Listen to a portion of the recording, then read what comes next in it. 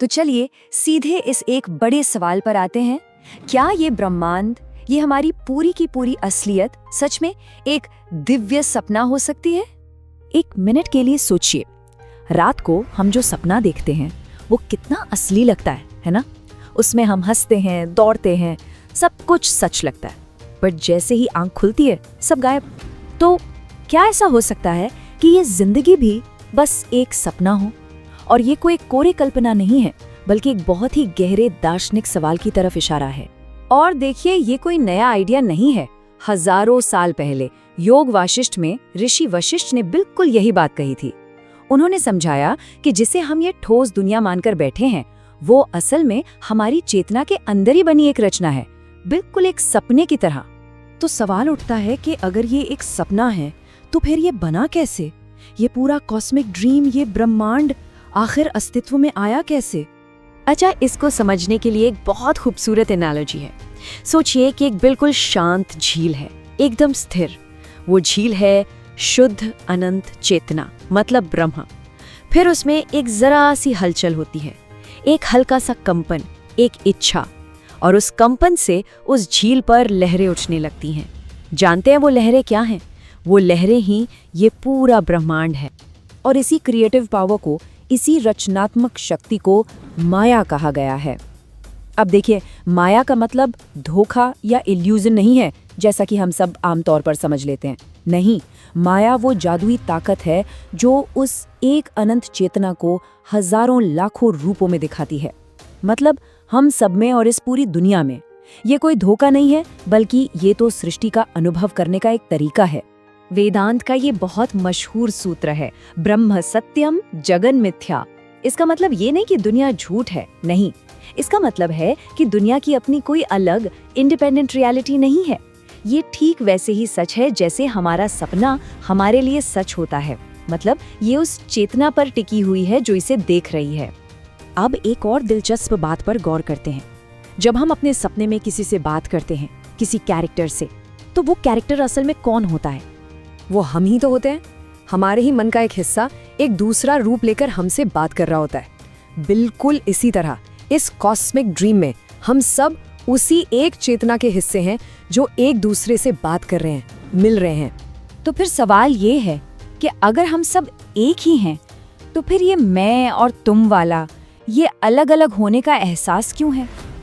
इस divine play में, इस दिव्य खेल में हमारा रोल क्या है? इसे कहा गया है लीला, एक डिवाइन प्ले। मतलब अनुभव के मजे के लिए वो एक चेतना जानबूझकर अपने असली रूप को भूल जाती है। और ये जो भूलना है ना, इसी को कहते हैं अविद्या, अज्ञान का एक पर्दा, जो हमें यकीन दिला देता है कि हम बस ये शरीर हैं, ये नाम है और कुछ नहीं। शिव सूत्र का ये एक बहुत पावरफुल वाक्य है, चित्तम आत्मा। मतलब हमारी असली पहचान, हमारा असली सेल्फ वो चेतना ही है, न कि वो कैरेक्टर जो हम प्ले कर रहे हैं। एक तरह से हम वो नहीं हैं जो हम सोचते हैं, हम वो हैं जो अपने विचारों को देख रहा है। और यही तो सबसे बड़ी बात है। हम इस सपने के सिर्फ कैरेक्टर्स नहीं हैं, असल में हम ही वो ड्रीमर हैं, वो सपना देखने वाले जो अपने ही बनाए सपने में इतना खो गया है कि उसे याद ही नहीं कि वो सपना देख रहा है। तो क्या इस भूल से बाहर निकला जा सकता है? क्या सपने के अंदर ही जागा जा सकता है? बिल्कुल। और अब हम यही देखेंगे कि इस समझ को अपनी जिंदगी में कैसे उतारा जाए। ये कुछ लूसिड ड्रीमिंग जैसा है। जब सपने में हमें ये पता चल जाता है कि अरे ये तो एक सपना है, तो उस पल हमें सपने पर कंट्रोल मिल जाता है ना? बस ये आध्यात्मिक जागृति भी वही है, लेकिन एक कॉस्मिक स्केल पर। तो इसके लिए कुछ प्रैक्टिसेस हैं, कुछ अभ्यास हैं, जैसे साक्षी भाव। मतलब अपने विचारों को बस एक गवाह की तरह देखना, उनमें बहना नहीं। दिन में बार बार खुद को याद दिलाना कि ये भी एक सपना ही है। मेडिटेशन और साइलेंस में बैठना, ताकि मन की वो जो झील है वो फिर से शांत हो जाए। अपनी ड्रीम जर्नल बनाना और अपनी संकल्प शक्ति, अपनी इंटेंशन की पावर को कॉन्शियसली इस्तेमाल करना। और इन सब अभ्यासों का जो सबसे गहरा असर होता है वो ये है कि जब ड्रीमर बदलता है तो ड्रीम भी बदल जाता है। मतलब जब हम अंदर से बदलते हैं तो हमारी बाहरी दुनिया भी बदलने लगती है। क्यों? क्योंकि सपना देखने वाला और सपना अलग अलग है ही नहीं। तो चलिए देखते हैं कि जब कोई इस तरह जागना शुरू करता है तो उसके लिए जिंदगी का एक्सपीरियंस कैसा हो जाता है। देखिए, एक बहुत बड़ा शिफ्ट आता है। जिंदगी में मुश्किलें तो तब भी आती हैं, पर वो परमानेंट दर्द नहीं बनती। वो बस एक सीन की तरह आती हैं और चली जाती हैं। खुशियां भी आती हैं, पर उनके जाने का डर, वो अटैचमेंट खत्म हो जाता है।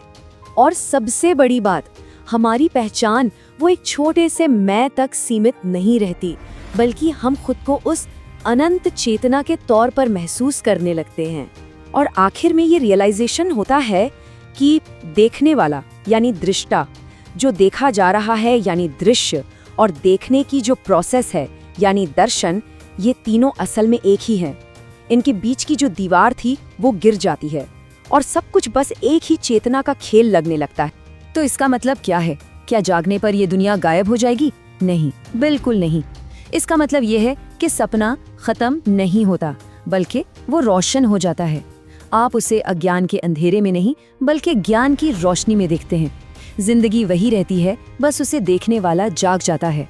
और शायद यही वो पल है जब वो एक ड्रीमर, वो दिव्य चेतना हमारे रूप में अपने ही सपने में जाग जाती है।